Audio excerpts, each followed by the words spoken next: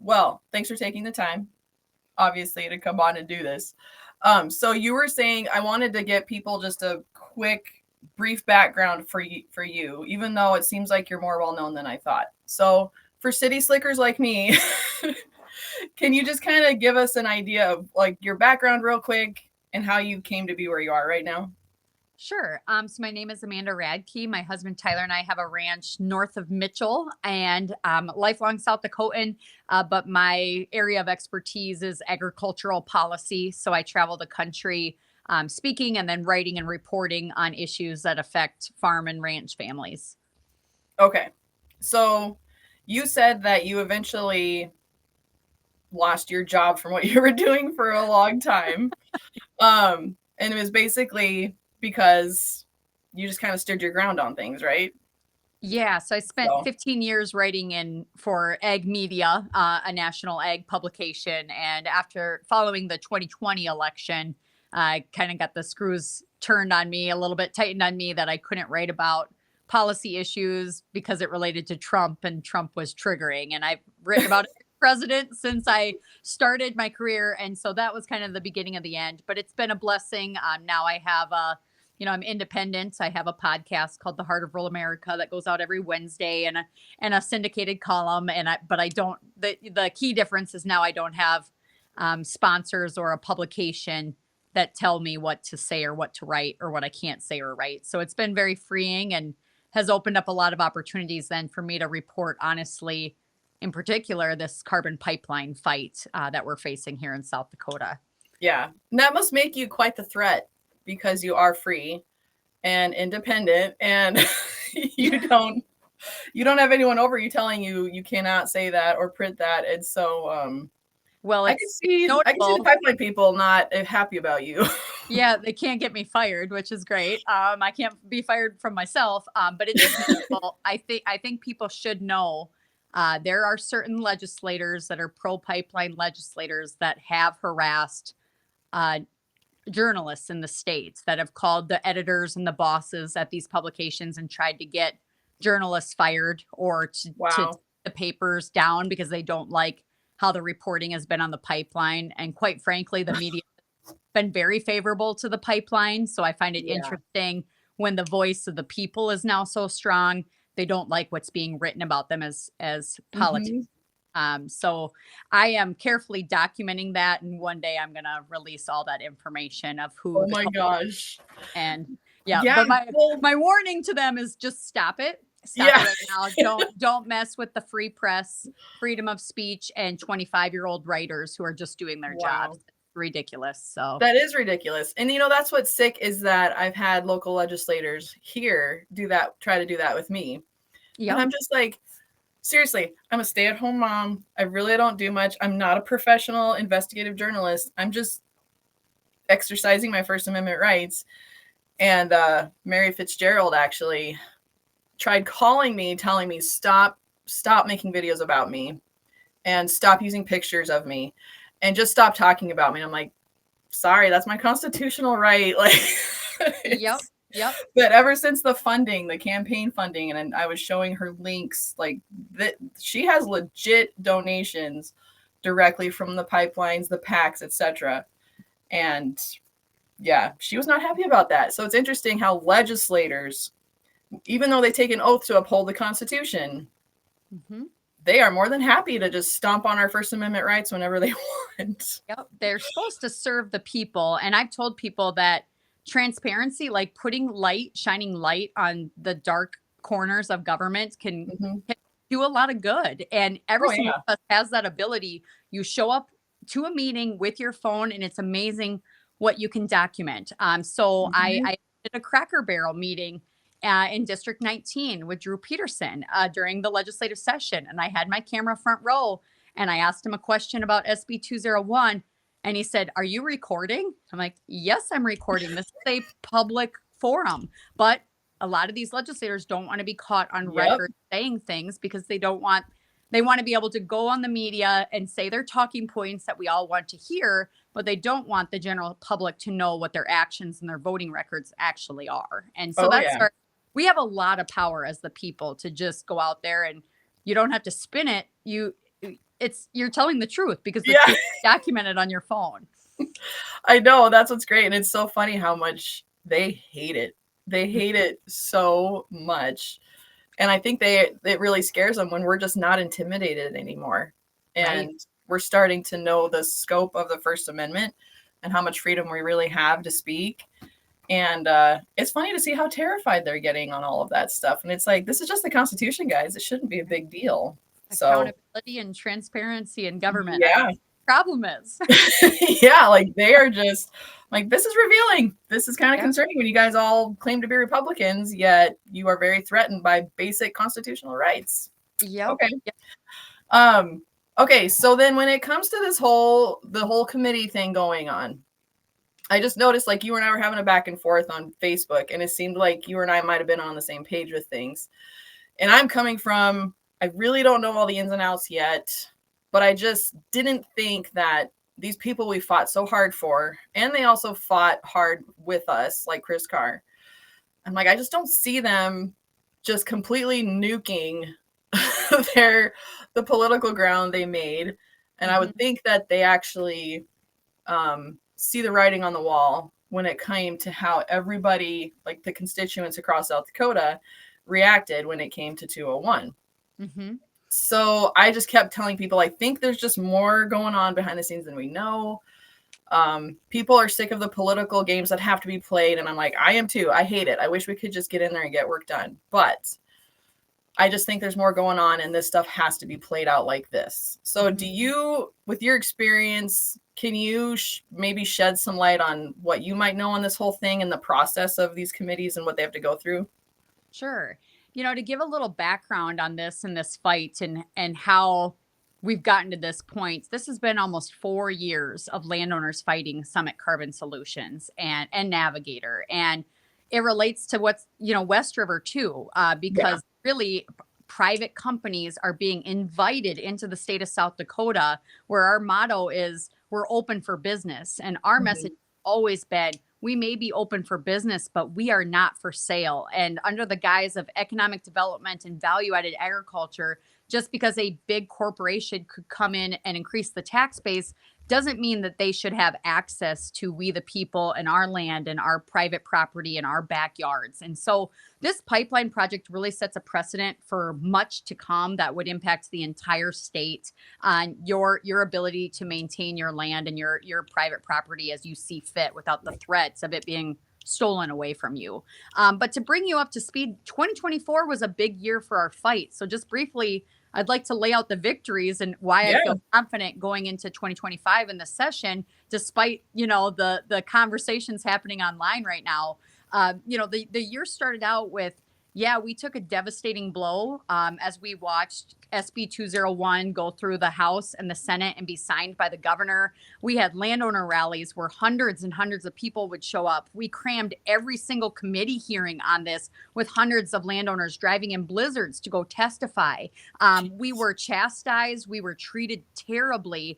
One committee hearing, I was actually scolded in front of 250 people about my testimony. And then the entire crowd was also yelled at for clapping for my testimony. Oh my gosh. And yet the lobbyists, Summit and the ethanol lobby, they were slick and polished in their fancy suits. They were treated like the red carpet was rolled out. They were treated like royalty. And we, the people, were treated absolutely horribly. And, it got to the end and some of the best speeches I've ever heard were from the constitutional conservatives that stood up for the landowners and the private property rights of the people.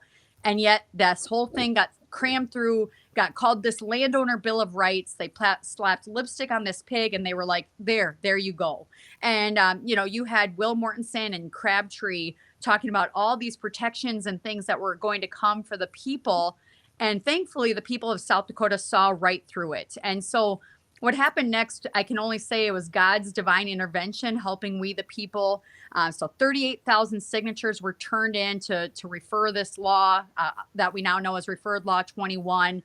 And that was all done by 500 unpaid volunteers that went and collected these signatures. Jeez. And then of course we the people voted on it, and 65 of 66 counties rejected referred law 21, the landowner bill of rights. And we won 59% of the vote. So there's a very clear mandate in the state of South Dakota that we the people value local control. We want private property rights, and we don't want eminent domain for private gain. But the other big story was that 201 became the defining topic, I believe, for the election. So in the primary, we voted out 14 incumbents and people that had voted for SB 201. We replaced them with servant leaders who had vowed to stand up for private property rights. And then the general election came. And of course, we got even a few more into the mix, great people that were on our side. And then the latest big victory was the leadership vote. And we were able to oust Crabtree and Mortensen from their spots. They were the big proponents of 201. And we've replaced them now with John Hanson and Chris Carr. And so all those victories leading into 2025, now, instead of having to dismantle 201, like it had actually gone into law in July, like it was supposed to, now that's done. It's over. We've kept our local control, which is important because now that Summit Carbon Solutions has reapplied, literally in the text of their application, it has basically the text verbatim of what 201 referred law 21. And their ask of the PUC is, we want you to override the counties that have done the setbacks. And we want, and that was the entire thing of RL 21 was away our local control. So this was monumental. And I just want to take this moment, just thank everyone across the state for recognizing what a big deal this was, and that it really wasn't just about a pipeline. It was about our private property rights across the board. So you sent a very loud message that, hey, we the people want to safeguard this. We consider this to be sacred, and we're not going to put up with this. So thank you. So now to answer your question, now that we get to the 25 session. Oh, one more victory we had. The South Dakota Supreme Court ruled that Summit Carbon Solutions is not a common carrier or a commodity, and so that they wouldn't be eligible for eminent domain. They would not be able to illegally survey people's lands like they did to Jared Bosley. And if folks don't know his story, they need to Google his name, and they need to see what Summit did to this. Yeah, that was sick. So I just wanted to make sure I understand then. So the Supreme Court, with that ruling, it's specifically then the victory for the landowners is they just can't come on illegally without your permission. So that's what gives them that victory then for that one there. Yes. So Jared, I mean, they drove through his pastures and fields. They ran over trees and crops. They bore a 90-foot hole in the ground, which is interesting for a 4-foot pipeline project. They wanted to put the sludge from the soil into the ditch. That's how they wanted to handle it. Even this year, as Jared was harvesting, he sent me a Snapchat, and that spot where they drilled, it was bare. Not a weed, nothing grew there. It's impacted his family. It's impacted his kids. They don't feel safe in their home because Summit came into Jared's house while his wife was alone in the shower alone. And she heard Summit in the kitchen walking through her house. What? I did not know that. Yes. And then when they came and surveyed, they had guns on their hips. They had armed security that surrounded the whole section where Jared's house was at, with scopes, watching things going. It was like, it was an invasion. It was an invasion. Sick. So what's really interesting is in that package of carbon pipeline bills, Will Mortensen had carried a bill called 1185. There was 1185, 1186. That one particular bill is unconstitutional. It legalized trespassing. So basically what it did was you would get, if you told Summit or any company, no, thank you, I don't want you to survey, Will's solution was that we would get $500 so it's basically like, well, it legalized trespassing. It's basically like if a Girl Scout came to your door and was like, I want to buy, or I want you to sell cookies to me or whatever, buy cookies. And you'd be like, no, thank you. And then they come in the back door, sit at your dining room table and say, no, you can buy these cookies,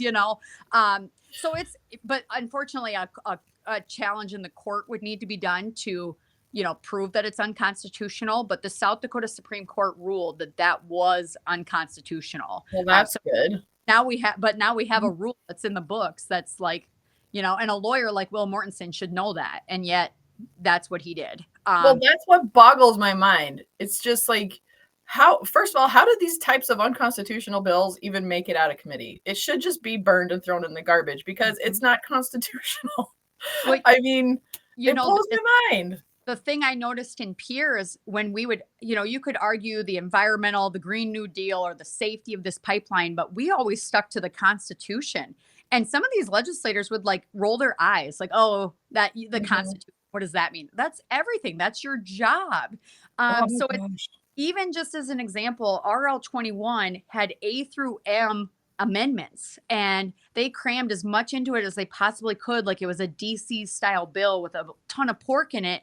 And it had multiple topics even in the title. Like, people, how do you even know what you're voting on? And per our South Dakota Constitution, a bill is supposed to have one topic. That should be a pretty easy rule to follow. So they knew what they were doing as what was wrong. That was, a summit prioritized bill that they wanted all these special things. And thankfully, we the people, were smart enough to figure out that what they were selling us was a bill of sale, not a bill of rights for the people. Oh, yeah. Well, and that has deeply, deeply concerned me. The more I guess you could say, woken up the last few years, realizing how important the Constitution is. And then all these people who tout themselves as great Republicans, great conservatives, even I love Trump. But you talk to them about the Constitution and even just the basics of First Amendment rights, just like here in my hometown, even they'll just be like, just stop talking about it. Just stop bringing it up. Yeah. Like, you guys don't understand how important this is. And you're on the city council or you're this great conservative, but the Constitution is just, it doesn't matter to you. I don't know. People won't understand the weight of the Constitution until we no longer have it. Like, it's exactly. The Constitution is only worth the piece of paper it's written on if we don't actually apply it to how we live. And it should be. I'm certain half the legislators in Pierre have never even read it. They probably slept through history class in high school because it's like you were speaking a foreign language, and I'm like, literally, this is like base level stuff, guys. Like, but exactly. And an oath on a Bible kind of means something to me, but you would think it would to them too. Yeah. Yeah. But anyway, so to answer your original question, going into the session, I'm confident. John Hanson has spoke at our rallies. He debated on the House side. He debated Elizabeth Burns Thompson of Navigator early on, and Navigator, of course, packed up their bags and called it quits in South Dakota. He's been a strong champion for landowners for many years. And then Chris Carr, he voted our way on 201. He spoke at a RL21 panel this summer in Sioux Falls, and he was very well read up on the topic.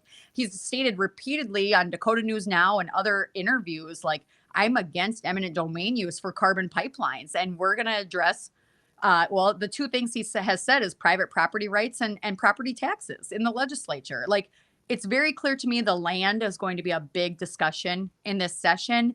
The legislators know that there's a clear mandate that the people, that's what they want.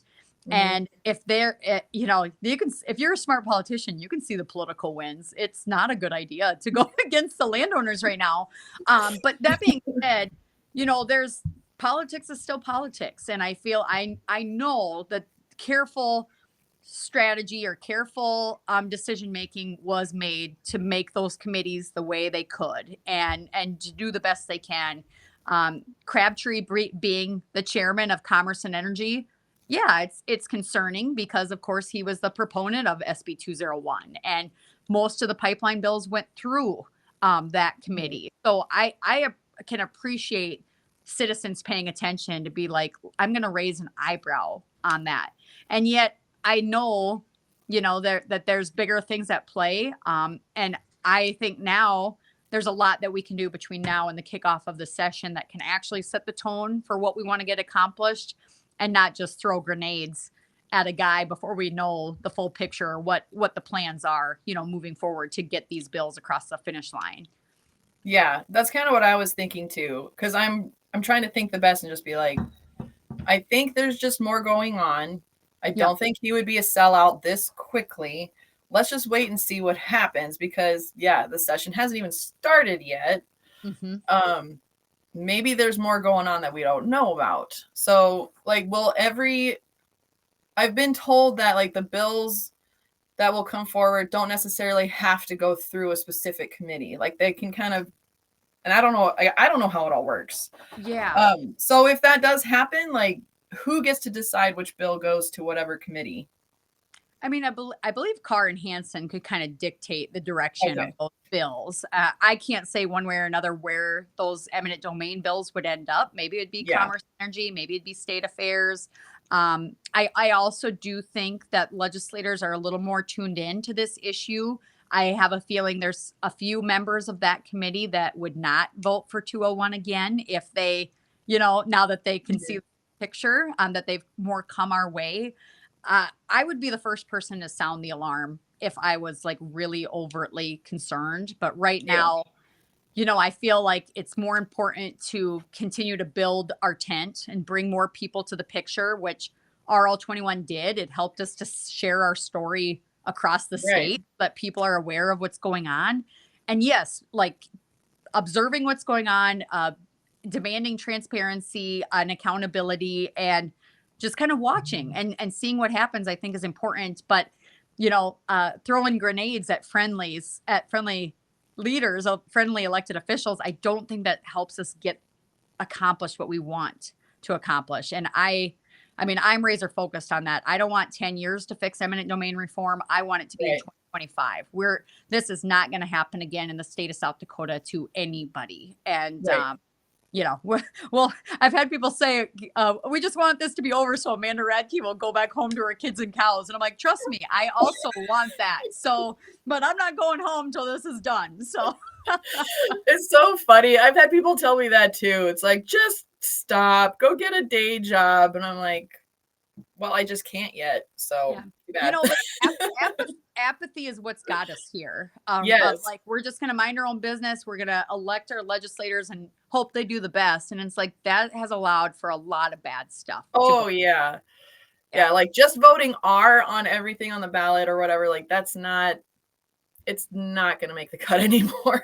No. And I think that's been the biggest thing. People were just like, what? I thought they were Republicans. I said, that doesn't matter. Labels don't matter anymore. You really have to look at their voting record and their actions and everything.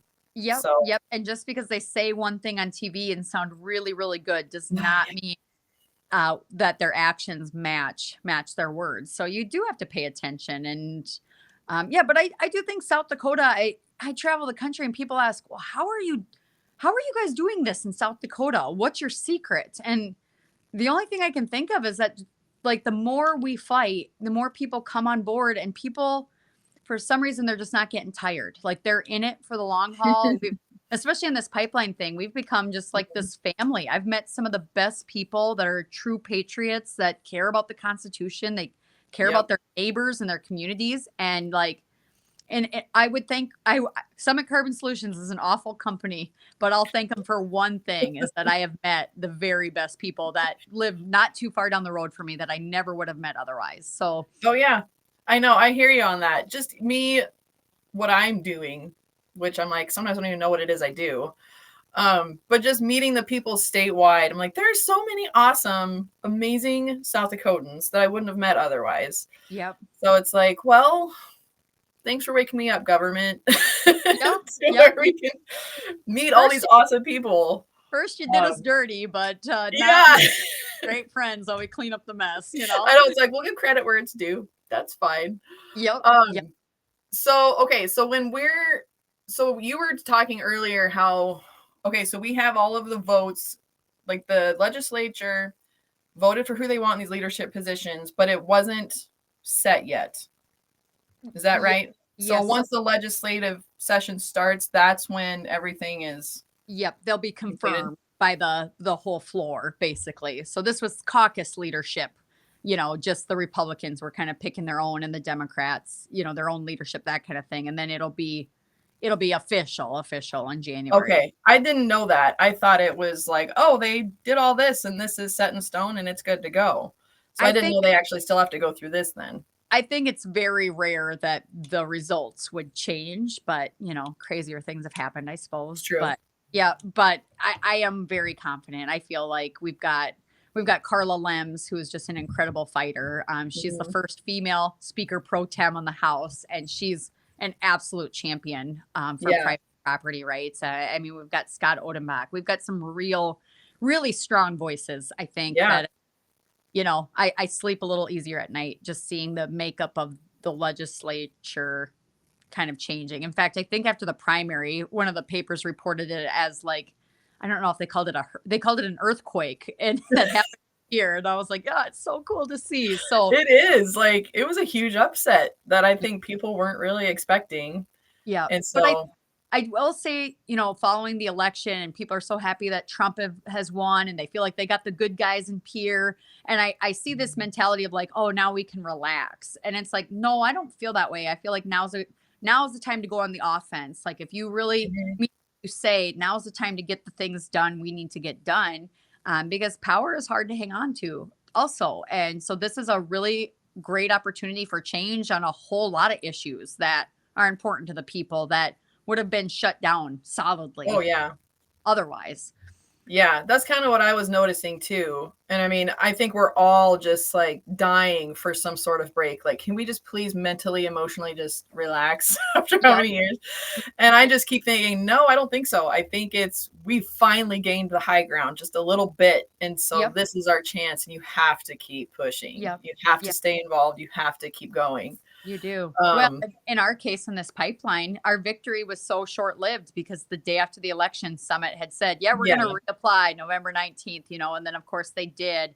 But that brings me to, I do want to make sure people know about this. So now that Summit has reapplied, we have an opportunity where you can apply to be an intervener. So on the PUC website, you can go watch the filing and the proceedings. Now, in order for you to be kind of updated on things, applying to be an intervener gives you that party status so that you can have a voice at the table so that you can be updated as it goes on.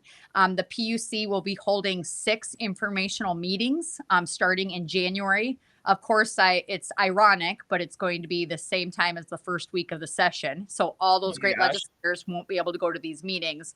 But just a quick rundown, January 15th, the PUC has a meeting with Summit Carbon Solutions in Sioux Falls and Mitchell. And then the next day, January 16th, it's Watertown and DeSmet.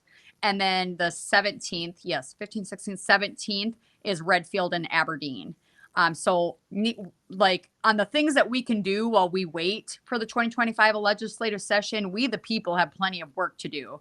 Yeah, Apply to be an intervener. Last time around, there was 400 people on that list. It'd be jeez. great to be 1,000. Yeah, Apply to be an intervener. Try to make it to one of these summit application, events where it's open to the public, and by golly, open your phone up and record it when you go. yeah, And then we are also going to have to kick off the legislative session. I'd like to invite all your listeners. We're going to have a landowner rally on January 13th. That's the day before the session kicks off at noon in the Rotunda in Pierre. So we really want to just like set the tone of the session of we have a mandate. The Supreme Court is with us on this. This company doesn't have an application. Nothing has changed now that we've rejected SB 201. And we, the people, now with this clear mandate, we want eminent domain reform. We want true private property protections. We want to make sure every citizen in South Dakota feels safe and secure on their own land without some private company coming in and taking over where they don't belong. that'd be awesome. I So, really wanna come to those things, although I'll be, like, 2 weeks out from having my baby, so we'll have well, to see, crazy but I'm just things have like happened. Call it a homeschool day for kids, just oh, seriously, I do, I wanna take him so bad, and I'm just like, "Oh, January, worst month to be traveling across the state with a newborn, but, oh, it'd be so fun."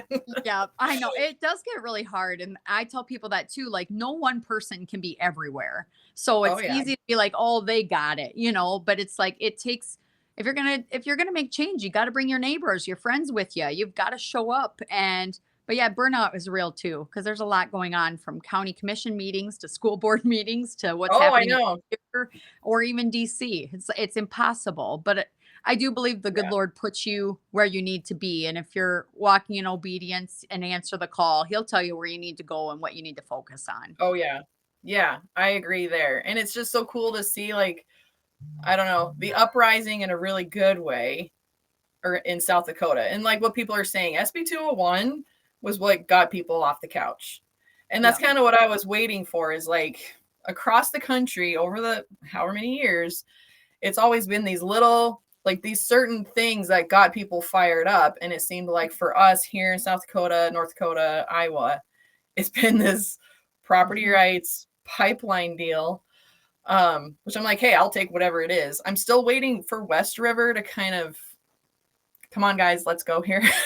Yeah. But Well, so um, my plea to West River is there's this national corridor happening where it's like a 60 right. foot wide path, and you've got potential wind turbines and solar panels coming out there. Like, Hmm. imagine western South Dakota, this beautiful prairie being covered in miles of solar panels, and you have Oh no yeah. like it's coming. This just sets Hmm. a in fact, Will Mortensen said on the House floor, he said, this bill is important because it sets the stage for 50 plus years of projects. So if it's not in your back door yet, it's coming.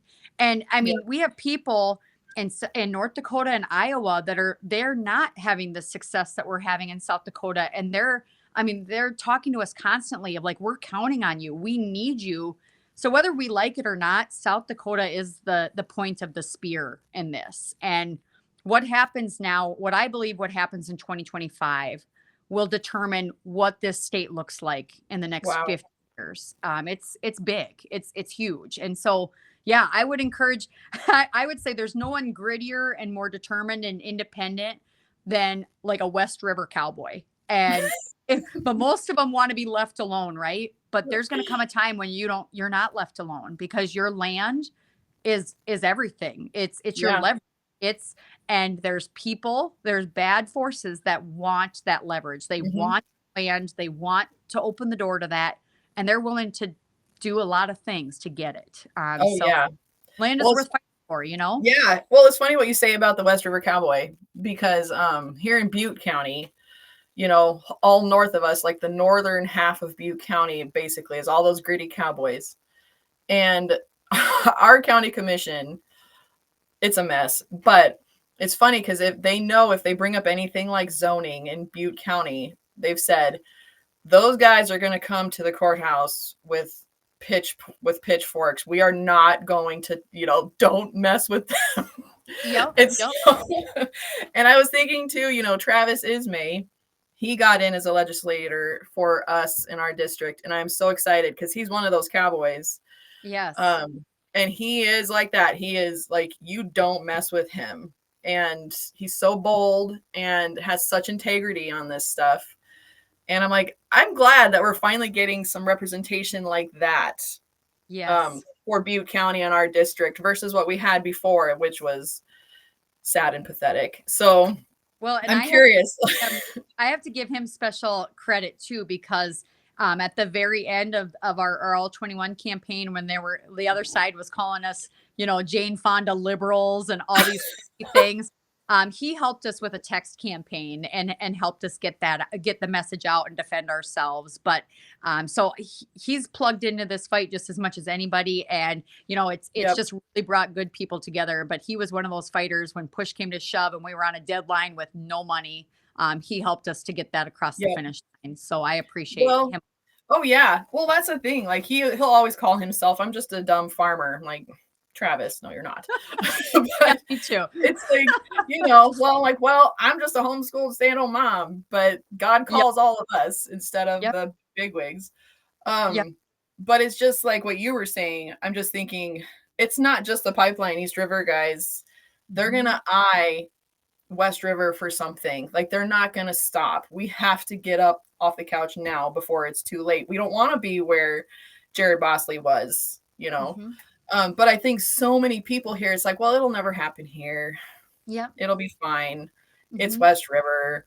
We're Yep. nothing. And I'm like, clearly, all of this open prairie is going to serve for something. And we already have those windmill things in certain places north of Butte. And I'm like, do you guys really want to have that all over the place? It's already starting.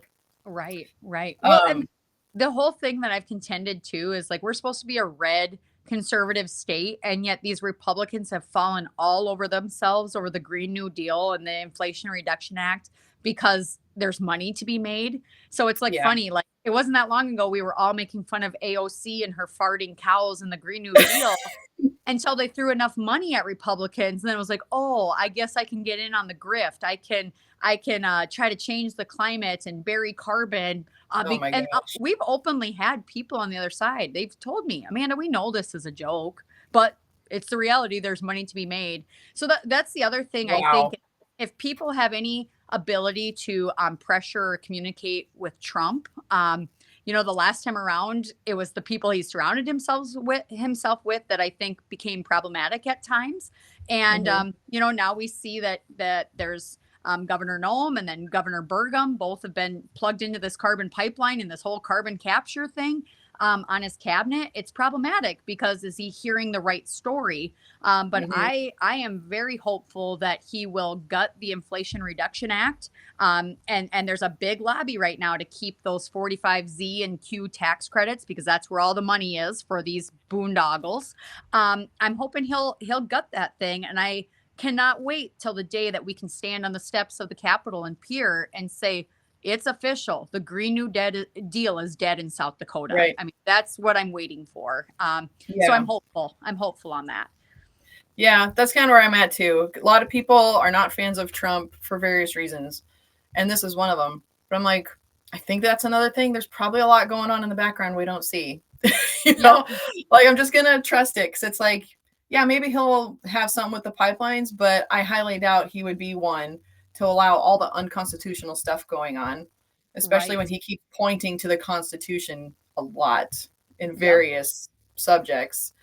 Well, and Um, good news came out today from Reuters and that the Biden administration will not finalize the clean fuel tax credit. So that's part of the Inflation Reduction Act, and that was really? supposed to. Yes, so that tax credit was supposed to take effect on January 1st as part of Biden's climate plan. But Trump has vowed to get rid of it. So like I think we're just all waiting on bated breath because we've always contended we would not even be talking about this stupid project of burying carbon, the Yeah. building block of life, into a pipe if it wasn't for all that money coming from the federal government. So if Yeah, that it's goes so away, sick. yeah. So like this week alone, it's interesting. Wolf, a pipeline project out of Iowa, they pulled the plug on their project. And then Project Tundra in North Dakota, which was going to capture carbon at a coal plant. They've both like exited, like stopped their plans. So I think people are Hmm. seeing writing on the wall, like this business plan is not really secure without Biden's climate agenda. And Hmm. there might be no pathway forward. I mean, I'm always a little skeptical of like what do they know that we don't, Yeah, or what other project is going to gobble up all these easements that have been signed. But true. yes, that is, I Well, I guess. mean, Oh, go ahead. I guess I was just thinking like that's got to be a green flag if they're doing that before Trump is even in office. I mean, if they had a feeling or if they had some inside knowledge that Trump was going to support it, they wouldn't be pulling out, right? I mean, I would think so. I hope.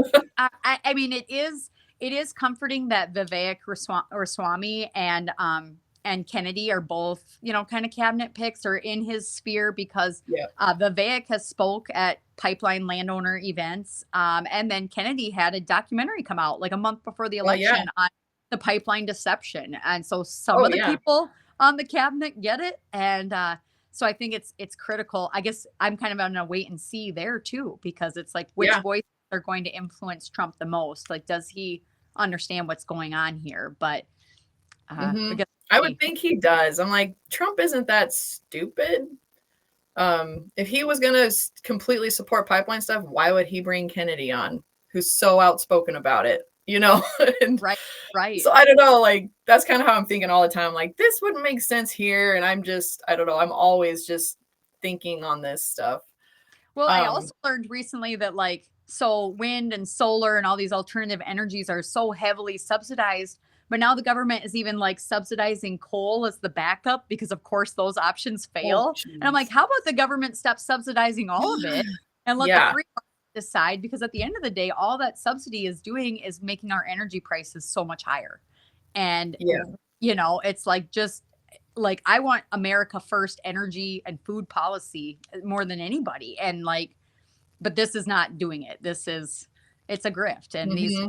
even wind turbines in general, I mean, they require more energy, more fuel, more oil than Yeah. they It ever is produce such a in joke. yeah, it's just, and It it's sad. frustrates me to no end. It ruins the prairie, quite frankly. It ruins the Yes. prairie. So, Yeah, yeah. I know. I agree. And I'm just like, this is such a joke. And I like anybody that talks to me about economic development, I hate it. I hate it so much. Yep. And it's like, how much could we save on just on cutting taxes, just getting rid of economic development and these subsidizing stuff? Like it drives me insane. Yep. And Um, that's one thing, like when I would go testify in peer, they'd try to paint me as like anti-agriculture, anti-ethanol, and of like a course. crazy fringe liberal. And I was like, I'm a multi-generational farmer rancher. Like I deeply respect the land and care about the future of farming and ranching. But I'm also a free market capitalist and a patriot. And like I don't believe the government should pick winners and losers in business. Yep. Make the rules fair and then let the free market decide who the great entrepreneurs are. And but it's funny, people have learned how to farm the government more than they know how to farm, their own businesses. So yeah, I've said many times too, like weak men build their business plans based on a handout versus someone that's Whoa. strong. I don't think they like it. But Hey, strong truth hurts. independent people build their businesses not on fleeting sand that can be taken away, but on real tangible things that Yep. so the fact that our government often paints these economic development projects and value added ag projects is like we're going to save the family farm and ranch. I've said many times, if that was true, then why are so many family farms and ranches going out of business and being replaced with out of state corporate dairy Hmm. and other things? Like if you were actually effective at the money you're using, our money that you're using, then every rural main street in South Dakota would be bustling and booming with small businesses. You'd have cattle and farms all across that are now being consolidated and sold, and young people aren't getting back into agriculture. So frankly, I think the grift is up. I think Oh our yeah. government has gotten too big and they've sold us a bill of goods that are a lie. And I think Hmm. it's time, as we head into this 2025 session, I think it's time to change the tone of all of that. Oh yeah. And I think like I interviewed a rancher here, Bill Cluck, about he's like, I need to talk about this. And he was talking about what he discovered with what they were doing with property assessments, um, with pasture ground, cropland, and what they did with property taxes. So they would just assess it as, well, it has a potential to make this much. And so we're going to tax that. And he's like, I can't. It's not usable, but you're putting it in this awesome, rich category for cropland, and it's not. It's Butte County. Hmm. Um, and he's like, and that's how nobody can get into this industry. Nobody can afford it because the property taxes just kill us. Yep. And it was really interesting and terrifying at the same time. He's like, this is how they're controlling the global food supply at the local level. And I thought, I don't know if I wanted to know that, but you Absolutely. Yep. know, Like he who controls the land controls the food, and who controls the yep, food controls the people. And the easiest way to control the land is to tax it to death, to trample on your private property rights. Like, and it's funny, we need all this money for a big fancy prison, and yet revenue is down, and the property tax relief that we were promised is going to be quite interesting. I think that's an issue where a lot of people need to get pretty vocal on it because mhm, I mean, people the what they have to pay in property tax is just it's it's putting sick. people out of their homes. It It's is. ridiculous. Yeah. It's so sick. And I don't get the whole prison thing. It boggles my mind, like this obsession with new prisons across the state. Mhm. And Kevin Jensen said the amount of money they want for that one prison by Sioux Falls would be enough to update all the prisons needed in South Dakota. But she wants it just for this one. Almost And like the a current prison is Netflix fine. story. almost like we're not getting the full story, huh? Oh yeah. It was weird. Like when I was talking to Kevin Jensen about it, he's like, this just doesn't make sense. We don't get any answers. They won't ask, they won't talk to us or be transparent. They're just locked down. We want it here. And he's like, I don't know, but yeah, like you said, there's something more here and it's really weird. And as Um, you drive through Lincoln County, it is absolutely devastating. There's a sign on every corner related to either the carbon pipeline or the prison about no oh, eminent domain.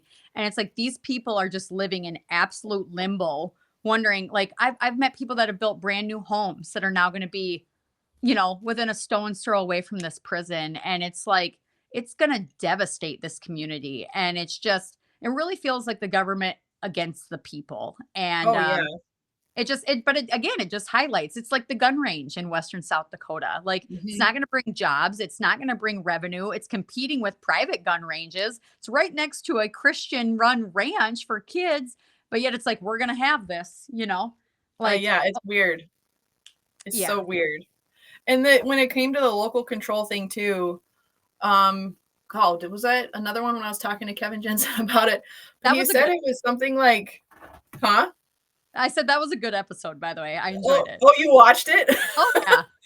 Um, well, I think it was him that was saying like the state said, well, when it came to the county local control, well, we give you guys that power anyway, so we can take it back when we want.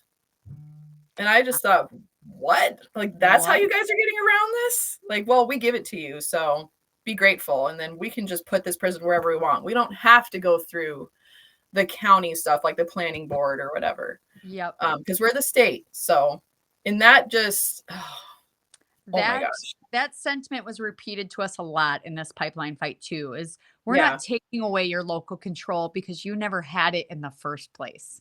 I mean, And it's that's like, terrifying. yeah, I mean, there's 300 county commissioners for a reason. What do we have them for then? And Yeah. they, like, decisions are made best close to home. And yeah, on some of these projects, I think they can just bully and beat up the townships and the counties. And I think people are finally figuring out, no, this is important. And I can go to my county commission meetings. I know these people. I can plead a concern I have, instead of, Yep. yeah, let's consolidate all the power to peer, where a few bureaucrats are making the decisions for, blanket things for everybody from Kadoka to Sioux Falls, which are all very different, needs and desires and plans. Yeah, I think a constant vigilance of trying to maintain that local control is going to be applicable for so many Oh issues yeah. And forward. that's another thing learning, like as Republicans, like you said, oh, we're supposed to be this deep red state. And yet all these Republicans who should know better, what I learned is the Republican Party is set up in a way where the people at the lowest levels direct the party, while the Democrat Party is different. It's like, but you guys are acting just like the Democrat Party. Like we're actually trying to get involved like we should have been as Republicans, and you Yep. guys just hate it so Yep. much, trying to shut it down, change the Republican Party. You're acting like Democrats when it comes to local control. I Yep. mean, and then they're all mad that we don't back them because they're Republicans and we should automatically. Like, what Yeah. reality are you guys living in right now? It, to me, it's not like picking a NFL football team where I'm just like a ride or die fan for life. Yeah, No, no, I believe in the party platform, and I'd like my elected exactly. to also respect and follow the platform of what Yes. they say they stand for. Yeah, exactly. Instead, our GOP had to go so far as to take the platform off of the like homepage of their website, I think. Like they put it on the way back somewhere over here. And I thought, wow, that reveals a lot. Yep. So We just wear the red and call ourselves Republicans when it's convenient. When yeah, we it's want. like, we're Republicans, look at us. It's like, no, you're not. No. So okay, so then just to conclude then, so you're pretty positive things are gonna be okay, despite all the stuff being said about Chris Carr, that he's a sellout, we're screwed, all this stuff, right? You seem pretty confident, calm. I mean, you act a lot like Trump, despite all this stuff going on. People are like, Trump is always so calm. Um, And so Oh, I figured, like, hey, if I'm, she's I'm if a she's relaxed, I'm relaxed. I'm a fiery cowgirl and a mama four. I don't pull too many punches. I don't suffer fools too much. But I would say I'm not calm, probably isn't the right word, but I feel like the people have done the work that we need to do to set the stage for what we want to accomplish. And I think at this moment, it's important to be just steady and resolute, firm, and communicating the things that we need, but not being so quick to jumping the gun or making assumptions of a bigger picture that maybe we cannot see as citizens. I think Yeah, this story will continue to unfold. I think we need to have a huge presence in peer as these right. bills are coming. We need to pack the house in those committee meetings because it's hard to ignore 300 plus people sitting in a room. Of course they did last year. They ignored us, but I have a feeling we have their attention now. Right. So and I believe it just be steady, tell the truth, show up, be clear in your requests, and we're going to keep fighting this thing till the end, however long it takes. But yeah, the knee jerk reactions, I just, that's happened a lot over this fight over the last 3, 4 years. So we've Mhm. seen a lot of it, but I think what makes us successful is it's a bipartisan effort of South Dakota citizens who really care about their communities and their land and their families. And that's not going to change anytime soon. And we get stronger by the day. We're Right. united, we care about each other, and we're in this for however long it takes. Yeah. So regardless of how it looks like optically, you're do you feel pretty confident that people like Chris Carr, John Hanson, and those others, um, that even though this looks kind of weird with who he named for these certain committees, Yep. he is still very aware and cognizant of the citizens of South Dakota. Like he's not just brushing all of us aside. He's probably Yeah. very much aware what could happen. Well, Um, unfortunately, some of these attacks that have been directed at Senator Carr, they've just extended beyond what is even appropriate, like text to his neighbors, kids, friends, like just kind of yeah, doxing him. I don't. That's just not who I want to be. I speak daily with the landowner group, which we're just very loosely affiliated, but none of them really condone that type of behavior either. And he's been with us by every indication. And in fact, when you post this episode, I'll make sure to share a live feed of Chris when he spoke with us in Sioux Falls on yeah, RL21. He was in the middle of a huge campaign for himself, and he took the time to show up to that event. He was very well versed, and listen to his statements yourself, and you can decide for yourself. I'm always, it's like, I think whether they're good or bad or on our side or not, it's good to communicate what we need, and not hmm not not to necessarily just relax and be like, oh, they've got it. They need help, they yeah, need support, they need to know that this is the will of the people. right, But right, by every indication, I trust the new leadership. It is, and quite frankly, that's what we have. We had no shot last year, no shot. We have a real shot now, and so I think we right, need to make the most of it.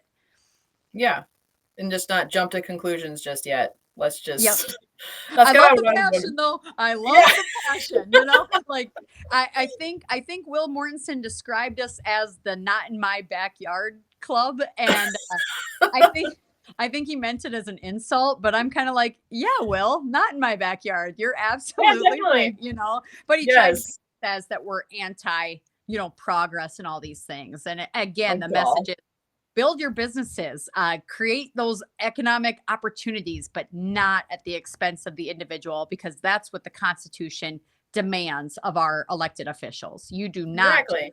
throw the individual over for the good of all, and this is not for the good of all. It's for the good of specific investors. Yeah, yeah. Which again should be kind of obvious, but it's funny how they try to paint us and gaslight us as anti-progress and all these things.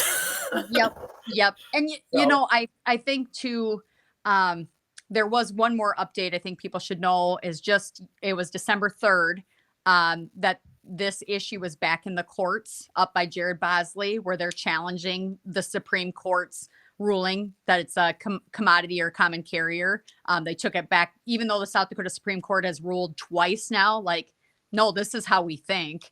They're taking it now back to the lower courts. Uh,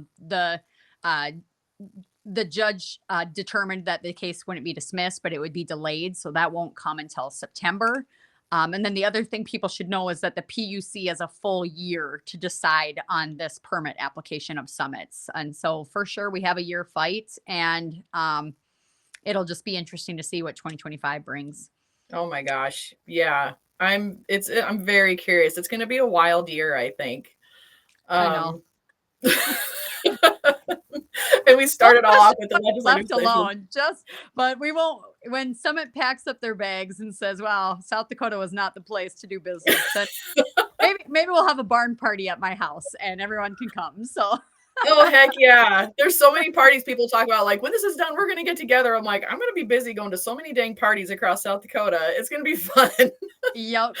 And but that's the thing. We do need to take time. We did just have a celebration in Pierre, an RL21 celebration. At first I thought like, oh, I'm so tired of like going places. I just want to be home with the kids. Like, this isn't like the fight. But it was really good to just get together with people and just acknowledge, wow, we did something huge in this state that got national attention. And it totally changed the tone of this entire state, of the legislators, it's amazing what we, the people, can do when we work together and we stick to a common cause, and everybody contributes something. We all have time, talent, and treasures. We all have something we can bring to the table. It's not going to look the same for each person. But if everybody chips in, man, the things that we can get done as citizens, you and I, we're moms, it's like, it's amazing what we can get done when we just put our minds to it and just keep after it. Oh yeah. And I guess we can end on that. Is like yesterday, I was talking to someone else, like in politics and stuff. And I said, all I can do is just give my tiny bit, which I feel like is so insignificant. But then just be like, we all have our own effort we put in, and then God will multiply it as he sees fit. He will. Well, then I'm, cause you're Catholic, right? Yep. So I was, yeah. And so I was doing my prayer time, and I thought I'll just look up the readings for today. And so I was looking up the readings, and lo and behold, it's all about Jesus multiplying, the few loaves and fish for thousands of people. And I thought, whoa, that is insane. In the same day. And I thought, every time I get so discouraged, like, I don't know if I'm even making a difference. And then these little things come up, like, God is like, keep going. I do what I ask you to do. And he will multiply it. And then, like you were saying, you guys got this done with hardly any money. Obviously, even compared to all the pipeline companies and how much millions they've put into this, and you guys kicked butt. So they spent $3 million. Poet alone contributed $1 million to this fight to basically disparage the farmers that they serve. And we $200,000, and our donations came from 700 families. We did pie auctions. One pie auction raised $10,000. We thought, like, wow, God, and that's probably the biggest thing. I'm glad you brought up faith, because God is so good. By every metric, this pipeline Summit has been laying the groundwork for this for a long time. By every measure, they had the politicians in place. They were going to get the laws in place. They had all the money. This pipeline should be in the ground already. But I truly believe it's God's divine intervention that gives people the strength to keep going in a fight that at times is really inhumane to the families that are impacted. I could tell you stories for days about impacted families and how it's just changed their lives, impacted their physical health, emotional, all of it. But somehow, some way, God moves mountains. And for that. And two, I've seen faith really at the center of this fight too. It's God is, he probably doesn't care about carbon pipelines so much, but he's using this stupid carbon pipeline for his good to bring people closer to him. I'm serious. I agree. Yeah. I totally agree. It's like, it's turning our hearts back to him, because it's like, we are in an impossible position. And so every time I'm thinking, this is kind of biblical, because we shouldn't have won this. Right. And that's always how it goes in the Bible. God always chooses the underdog to where it's impossible wins, and He just does it. Yep. And That's like so, after the election, I didn't have the words. Like I was kind of still in shock. I couldn't believe it that we had that victory. And all I could think of was to share a David and Goliath picture because I was like, yeah. this is what it is. It really is what it is. And yeah, a win for the little Yeah. people.